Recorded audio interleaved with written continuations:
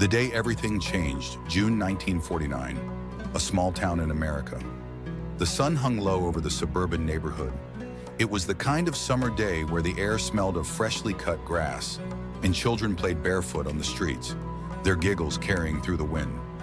8-year-old Tommy Carter ran across the front yard, his little sister Emily chasing him with a water balloon. Their mother, Mrs. Carter, watched them from the porch, sipping iced tea, a contented smile on her face. Then, it happened. Tommy stopped, mid-stride. His knees buckled, his face twisted in confusion. He looked down at his leg as if it belonged to someone else. And then, he collapsed. Emily screamed. Mrs. Carter dropped her glass. It shattered on the wooden floor. Tommy! She rushed down the porch steps, but the boy didn't move. His body was burning with fever. His limbs trembled. His breathing was shallow. The laughter of summer was gone, replaced by silence. The dreaded disease had arrived, a shadow over America. An invisible killer is sweeping the nation. The polio epidemic is here. Parents, keep your children inside. Playgrounds are empty. Pools are shut down. Fear grips America. The world watched in horror as more children like Tommy fell sick. Some never walked again. Some never breathed on their own again. And the worst part? No one knew how to stop it. Doctors whispered in hospital corridors, their voices filled with dread. Scientists worked sleepless nights in dimly lit laboratories. Parents clutched their children close, praying that the disease wouldn't find them next. Because polio didn't discriminate. It struck suddenly, without warning. One day a child was running in the backyard. The next day they were trapped in a machine just to breathe, the monster that couldn't be seen. In the world of medicine, some diseases announce themselves loudly. High fevers, rashes, painful sores. But polio was a ghost. It entered silently, often through something as innocent as a glass of water. It hid inside the body, waiting. Some children caught it and felt nothing. Others woke up one morning and couldn't move their legs. Doctors were helpless. Hospitals overflowed with patients. Entire towns shut down public gatherings. Parents refused to let their children play outside. Then came the worst summer, 1952. The summer of panic. It was the largest outbreak in American history. Over 58,000 cases were reported. More than 3,000 people died. The iron lung wards became overcrowded. These massive, coffin-like machines kept polio-stricken children alive, forcing air into their fragile lungs. A young nurse, Margaret Harris, watched as a little girl named Annie lay still, her tiny body encased in the metal cylinder. "She's just 7 years old," Margaret whispered, her eyes filled with tears. "She was fine last week, playing with her dolls, and now..." She couldn't finish the sentence. The doctor beside her sighed. "We have to find a cure, fast." But the clock was ticking, and then a scientist stepped forward. 5. The man who dared to try his name was Dr. Jonas Salk. While other scientists debated if a vaccine was possible, Salk refused to wait. He believed something radical, something that went against the scientific norm. What if we could use a kill virus to train the body, without making people sick? Others laughed. Some called him reckless, but Salk ignored them. For years, he worked tirelessly, his hands stained with ink and chemicals, his mind consumed by the race against time. Outside his lab, the world was drowning in fear. Inside, hope was brewing, and soon the world would hold its breath. Because March 26, 1953, would change everything. 6. The silence before the storm. His hands trembled.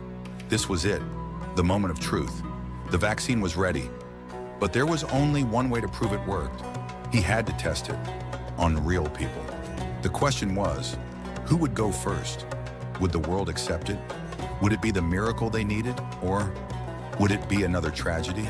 The rise of a nightmare, 800 words. Radio host, 1950s broadcast. Another case confirmed in Chicago. The outbreak is spreading. Parents are urged to keep their children indoors.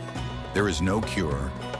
The laughter fades, replaced by the distant wail of an ambulance. The screen fades in.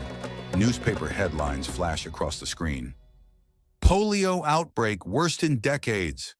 Children paralyzed, doctors helpless. Summer of fear. Schools may close indefinitely. The year was 1949, and America was about to face one of its darkest nightmares.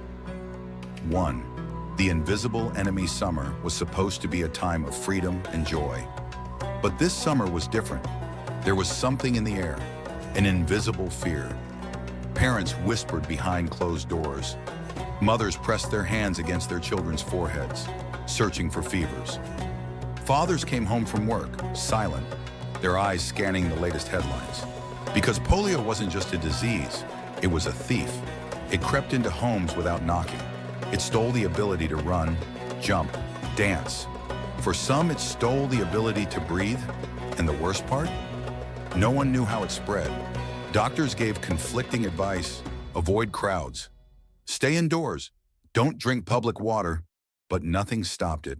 In some homes, one child was infected while their siblings remained untouched. In others, an entire family was struck down.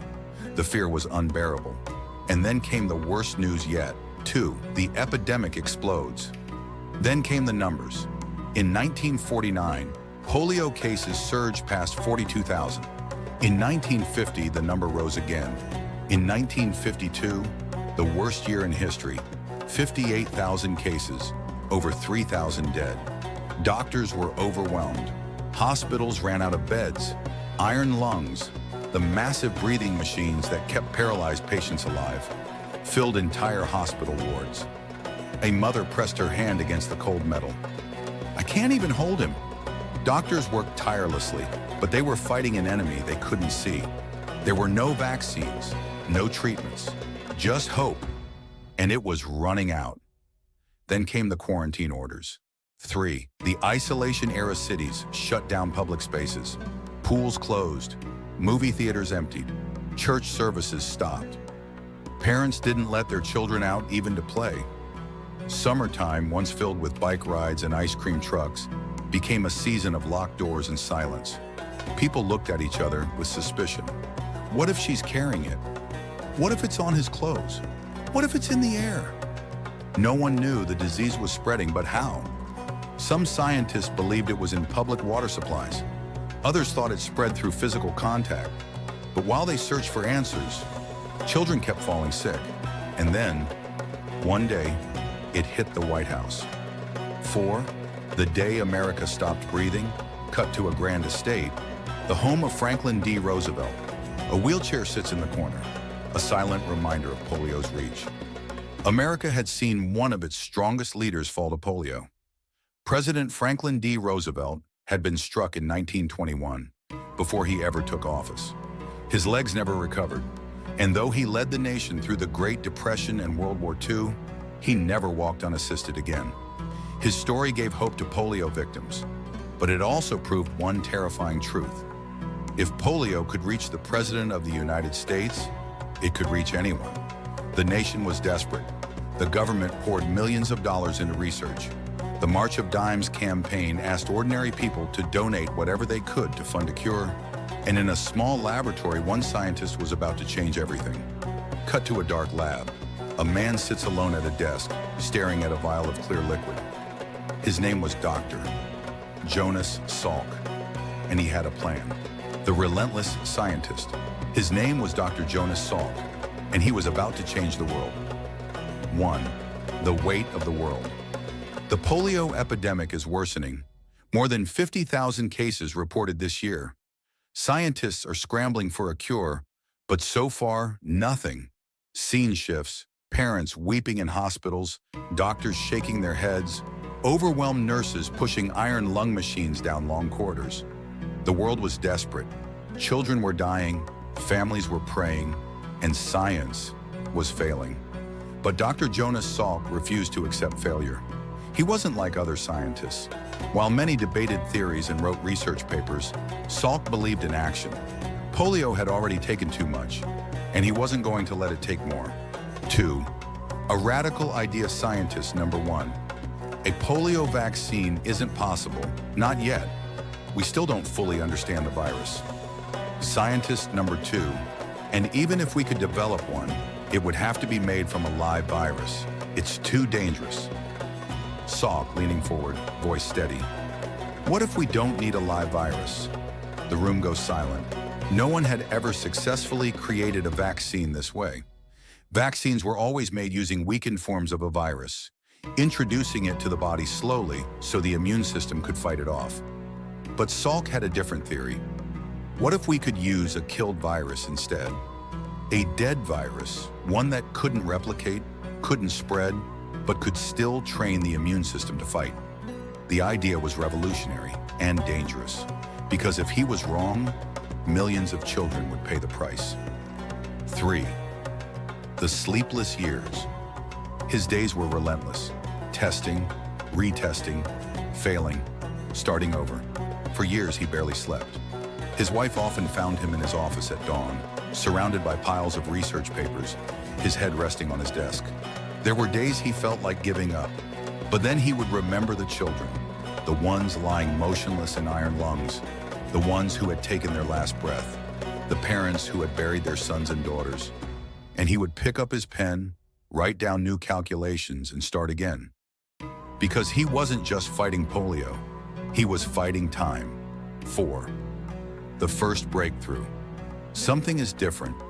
For the first time, the vaccine works. His hands tremble. His breath catches.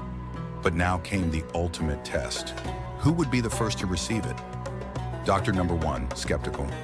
We can't risk human trials yet. Doctor number 2. What if it goes wrong? What if it makes them worse? Salk's jaw tightens. His eyes burn with determination. He knows what he has to do. He picks up a syringe, and he injects himself, and then his own wife, his own children. He had spent years in the lab. He had watched polio destroy lives. And now he was willing to bet his own life on his work. Because if he couldn't trust his vaccine, then who could? 5. The waiting game. No symptoms, no fever, no paralysis. It had worked. The vaccine hadn't made them sick. It had protected them. Salk had done it, but now he needed proof. So he went further.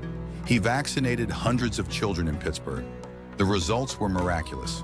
For the first time in history, children who received the vaccine didn't contract polio. The world was on the edge of its seat. And then, March 26, 1953, Salk stepped forward to make the announcement. The vaccine is safe, and it works. Polio had met its match, but Salk's greatest moment was still to come. The gamble with human lives. This was it, the moment that could change the world or end in disaster. The vaccine was ready, but testing it on humans? That was a gamble with consequences beyond imagination. What if it didn't work? What if it made the disease worse? What if he gave children false hope, only to watch them suffer? Doctor number 1, we need more lab tests. Doctor number 2, what if the vaccine causes paralysis instead of preventing it? Salk, we don't have time. Children are dying. I believe in this vaccine, and I will prove it. Without hesitation, he injects himself. Then his wife, then his children. Days pass, then weeks. No fever, no paralysis. It had worked. But one family wasn't enough. Soon, Salk's vaccine was tested on hundreds of children, then millions. The gamble was terrifying. But when the results came in, polio cases dropped. The nightmare was ending. Jonas Salk had risked everything, and he had won. The moment of truth. This was it, April 12, 1955. The day that would decide everything. For years, he had fought against time, against doubt, against failure. Now the final results of the largest vaccine trial in history were about to be revealed. If the vaccine had failed, millions of children would remain at risk. If it had worked, polio's reign of terror would be over. A doctor steps forward, holding the final report. He takes a breath, looks up. Doctor, the vaccine is safe, effective, 90% success rate. Polio, the disease that had crippled nations, stolen childhoods, and left families shattered, had finally met its match. Reporter, Dr. Salk, who owns the patent? Salk smiles, shaking his head. Salk, there is no patent. Could you patent the sun? He had never done this for profit. He had done it to save lives. And at that moment, he knew he had won. This was the largest medical experiment in history. The year was 1954. Dr. Jonas Salk had tested the vaccine on himself and his family. It had worked, but that wasn't enough. To prove the vaccine could end polio, it needed to be tested on hundreds of thousands of children. It was a gamble, a risk, a moment that would decide the future. Mother, whispering, "What if something goes wrong?" No one knew for sure, but the alternative was worse. Over 1.8 million children were chosen for the trial. Some received the vaccine, some received a placebo. None knew which one they had. For months, the world waited. Then, April 12th, 1955, the results were in. The vaccine had worked, a 90% success rate. The mass trials had been a success. And for the first time, the end of polio was in sight. The historic announcement. This was the moment the world had been waiting for. Dr. Jonas Salk's polio vaccine had undergone the largest medical trial in history, 1.8 million children. Now the results were in. Had he succeeded? Had polio finally been defeated? Or had the world's hopes been shattered? They weren't the only ones waiting. Across America, schools, hospitals, homes, and city squares, people held their breath. Dr. Thomas Francis Jr. The vaccine is safe, effective, 90% successful. The nightmare was over. Polio, the disease that had crippled nations, stolen childhoods, and haunted parents, had finally met its match. A question for the ages. Dr. Salk, who owns the patent? Salk pauses. He had spent years in the lab. Sleepless nights, relentless testing, risking everything. If he patented the vaccine, he would become a millionaire overnight. But that had never been the goal. He smiles. Salk, there is no patent. Could you patent the sun? Salk hadn't sought wealth or fame. He had sought a cure, and he had given it to the world. The beginning of the end.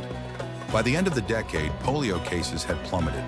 By the 21st century, polio was nearly eradicated because of one man's determination, because of a vaccine that saved millions. Because on April 12th, 1955, the world changed forever. The final sacrifice. Science demands sacrifice, and Salk had given everything.